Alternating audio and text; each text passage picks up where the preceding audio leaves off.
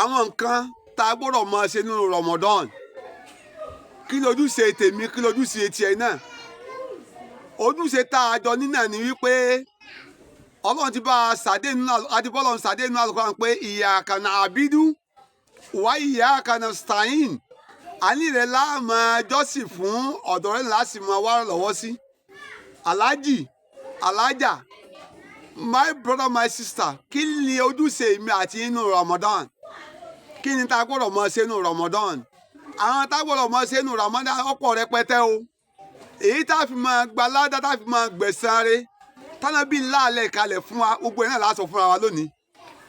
àkọ́kọ́ ń bẹ̀ náà ni pé tilawatul Qur'an òun náà ni mímọ́ ka àyọké láti inú Al-Qur'an torí pé oore tí ń bẹ́nu kíka Al-Qur'an kìí ṣe kékeré o bẹ́ẹ̀ bá ka àràfi kà ẹ́ gbà ládá mẹ́wàá gẹ́gẹ́ bí hadith Ànábì wa Muhammad sallallahu alayhi wa sallam pé man qara harfan min kitabillah falahu al-hasana wal hasanatu bi ashrin amsaliha la aqulu alif lam mim alif harifun wa lamu harifun wa mimu harifun ìtumọ̀ àdúrà ìtumọ̀ àdìsí ni pé ó lẹ́nikẹ́ni nínú yín o tó bá ń ka àràfi kan nínú Al-Qur'an ó lẹ́nìyàn gbà ládá mẹ́wàá ẹ̀san ń bẹ fún rẹ kí lẹ̀san ti bẹ fún rẹ níbẹ̀ náà ni pé ládá mẹ́wàá lẹ́nìyàn gbà ó lóun sọ pé alif lam mim alif ti mẹ́mẹ́ alif bẹ̀ àràfi kan bẹ̀ alif bẹ̀ ládá mẹ́wàá ni ẹ wá wòye àyátún min Al-Qur'an ẹ wòye súrátù tá a kà nínú Al-Qur'an ẹ já gbìyànjú o ẹ já gbogbo àtàbà tí ìmọ̀ bá ti fẹ́ so papọ̀ ẹ já gbìyànjú ọjọ́ ń lọ díẹ̀díẹ̀ ẹ̀gbọ́n mi ọ̀rẹ́ mi bàbá wa ìyá wa ẹ já gbìyànjú oore ń bẹ́ẹ̀ fún wa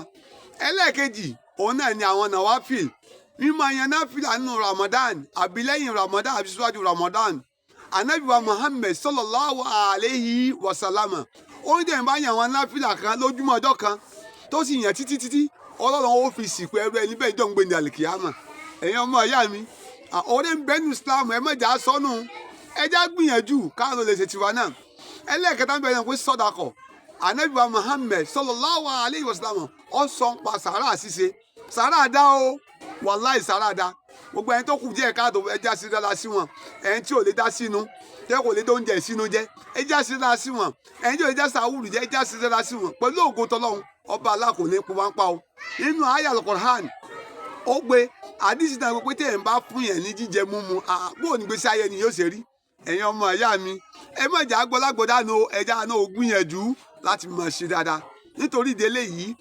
iṣẹ́ rí pọ̀ tá a lè ṣe nínú Ramadan mẹ́ta pé ládàkọ yẹn àwọn ṣeré mínà tó pọ̀ ká gbọ́ tafsir ká lọ gbọ́ bí wọ́n ti ń gbọ́ wáàsí Allahu Akbar Ànábì wa Muhammad sallallahu alayhi wa sallam ó lẹ́nikẹ́ni tó bá kójọ mọ́ṣáláṣí tí wọ́n ti ń sọ̀rọ̀ Ọlọ́run tó sì ń gbọ́rọ̀ Ọlọ́run pé nǹkan báyìí ó ní ansalallahu sakina wa rahma ó ní ìbùkún Ọlọ́run ìkẹ́ Ọlọ́run yóò sọ̀kalẹ̀ fún rẹ níbẹ̀ ẹ̀yin ọmọ ìyá mi ẹja ṣe ń tọ́lọ́run bá fún wa lágbára ọjọ́ ń lọ o àwọn kan tó gba Ramadan àwọn ọdún tó lọ tí wọn ò dọdún yìí mọ́ o àwọn kan yóò gba tọdún tí wọn ò tún lọdún tí ń bọ̀ o èyí tó bá ṣe ọ̀rẹ́ mi èyí ni wọ́n máa ròyìn o ẹja ṣe dáadáa tó innamal mari'u hadisun ba'dahu nígbà tẹ́ni kọ̀ọ̀kan bá kú tán tọ́lọ́ bá gbẹ̀mí lẹ́nu ẹnì kọ̀ọ̀kan wa wọ́n mọ sọ́npa mi wọ́n sọ́npa tìyín náà kí ẹ rí wọ́n sọ́npa tìyín náà ọlọ́run lọ́ọ́ dákun mọ́tàdé kò sọ dáadáa nípa ẹnì kọ̀ọ̀kan assalamu alaikum wa rahmatullahi ta'ala barakatuh ẹ gbìyànjú láti subscribe sórí péjì Imam Oluwakemi TV bákan náà kẹ́ẹ̀dẹ̀ ṣíà rẹ̀ gbogbo ayé àwẹ̀ ti dé o àwọn tá a lè máa ṣe nínú Ramadan lè assalamu alaikum wa rahmatullahi ta'ala barakatuh.